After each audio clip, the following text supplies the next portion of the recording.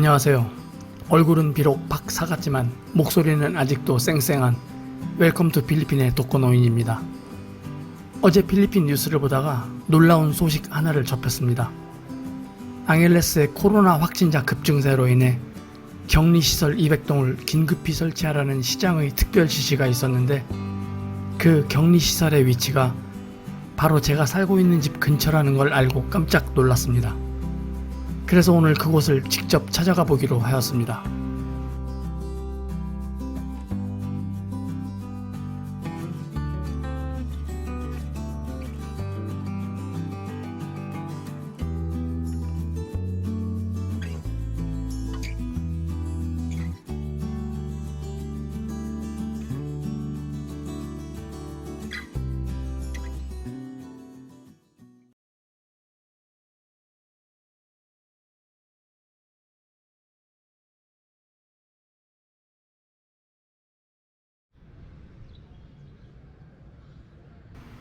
격리시설은 캠퍼스 뒤편에 설치되어 있습니다.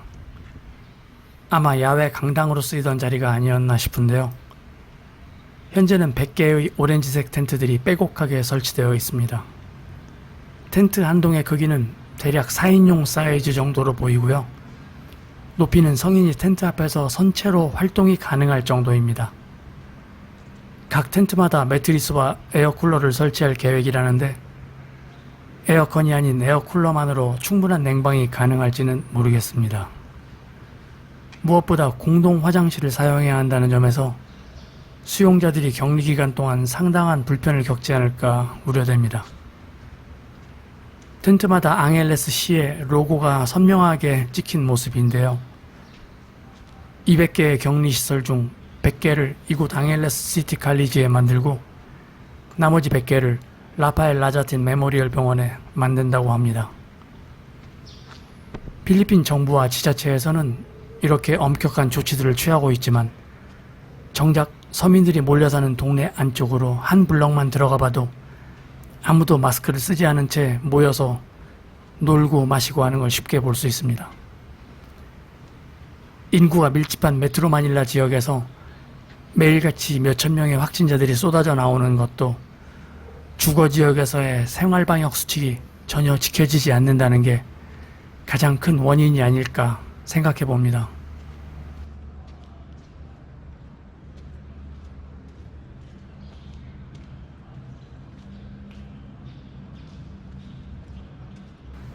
얼마 전 마닐라에 있는 격리시설에서는 해외에서 일하다가 필리핀에 귀국한 해외 근로자들이 열악한 격리 환경에서 오는 스트레스와 향수병을 견디지 못하고 극단적인 선택을 한 뉴스가 몇 차례 보도된 적이 있습니다만 이곳 시설은 그 정도는 아닌 것 같아 다행스러워 보입니다.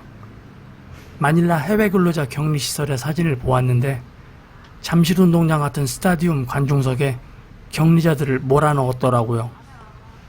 거기에 비하면 이 정도는 거의 호텔급이 아닌가 싶습니다.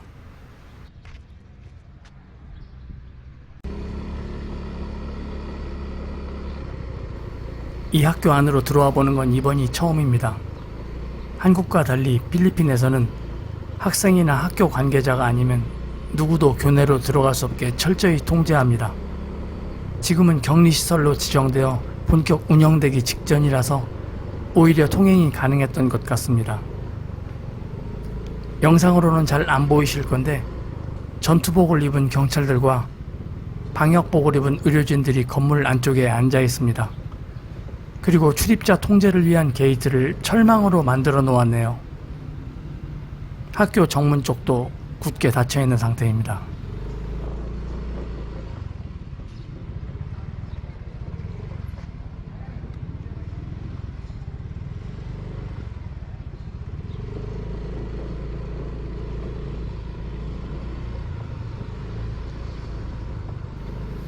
교문을 나서서 좌회전하면 빰빵시장이고 우회전하면 프렌드쉽 방향입니다. 코리아타운의 한인마트에 들러 카레와 햇반을 좀 사야 해서 우회전한 뒤 프렌드쉽 방향으로 가보기로 합니다.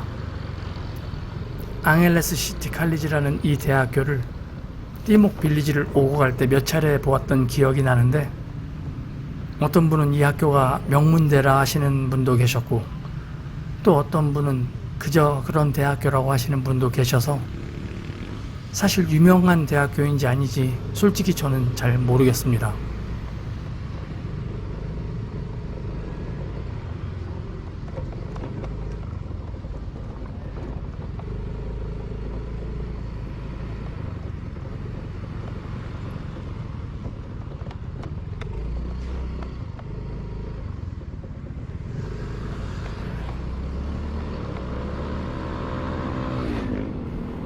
현재 필리핀의 확진자 숫자는 하루에 4천에서 6천 명 사이로 꾸준히 이어지고 있습니다. 그동안 코로나에서 비교적 안전하다고 여겨지던 앙헬레스와 빰빵가 지역도 이제는 하루 3, 40명의 확진자가 매일 보고되고 있는 실정입니다.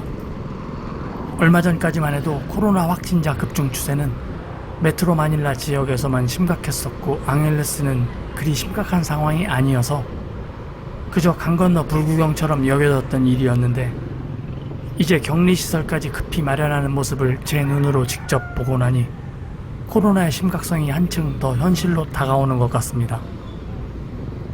이런 저를 더욱 불안하게 만드는 건 필리핀 정부의 코로나 대응입니다.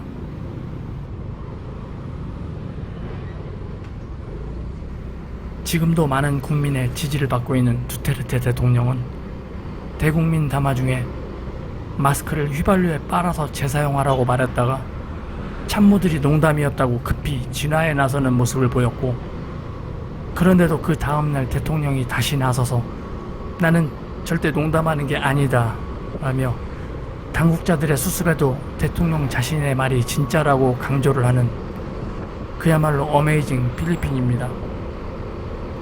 그 이외에도 가히 어록이라 할 만한 기상천외한 코로나 발언들을 이어왔는데요. 코로나 백신을 만드는 사람에게 28만 싱가포르 달러를 상금으로 주겠다는 이 말도 두테르테 대통령이 직접 했던 이야기입니다.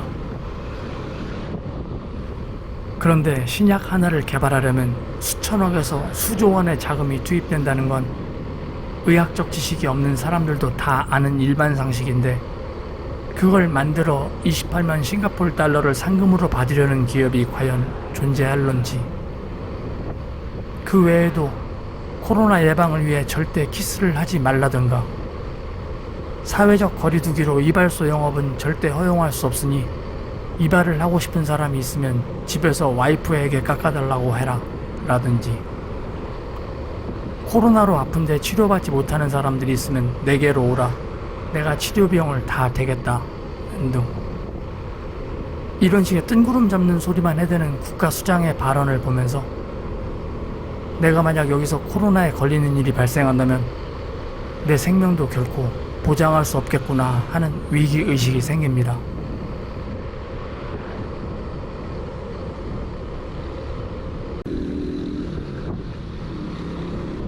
필리핀에 살며 가장 무섭고 조심해야 할 것이 강도와 절도 등의 범죄라고 생각하며 이제껏 살아왔는데, 이제는 코로나 바이러스가 가장 무서운 대상이 된 듯합니다. 그리고 저 같은 외국인의 입장에서는 코로나 바이러스 자체보다 필리핀 병원이 더 두렵습니다. 한국과는 비교할 수 없을 만큼 열악한 의료시설에다 외국인에게 터무니없게 높이 책정하는 바가지 의료비 때문에 코로나 바이러스 그 자체의 두려움보다 오히려 확진 판정 뒤에 벌어질 병원의 횡포가 더 두려운 필리핀의 의료 시스템입니다. 필리핀 장인어른이 입원하셨다 퇴원하는데 필리핀의 아내가 퇴원 수속을 끝내고 집으로 모시고 가려다가 한국인 남편이 나타나자 갑자기 퇴원 수속을 중지시키고 뜬금없는 추가 진료비를 청구하는 필리핀 병원의 코미디 같은 이야기는 어제 오늘의 이야기가 아닙니다. 그래서 더욱 이곳에서는 절대로 아프고 싶지 않습니다. 언제 이 지겨운 역병이 사라질지 모르겠지만 이 망할 놈의 바이러스가 정복되는 그날까지는 늘 건강에 유의하며 하루하루를 조심스럽게 살 수밖에 없을 것 같네요. 여러분도 늘 건강하시기를 간절히 기원합니다. 영상이 좋으셨다면 구독과 좋아요 부탁드리겠습니다. 끝까지 시청해주셔서 감사합니다.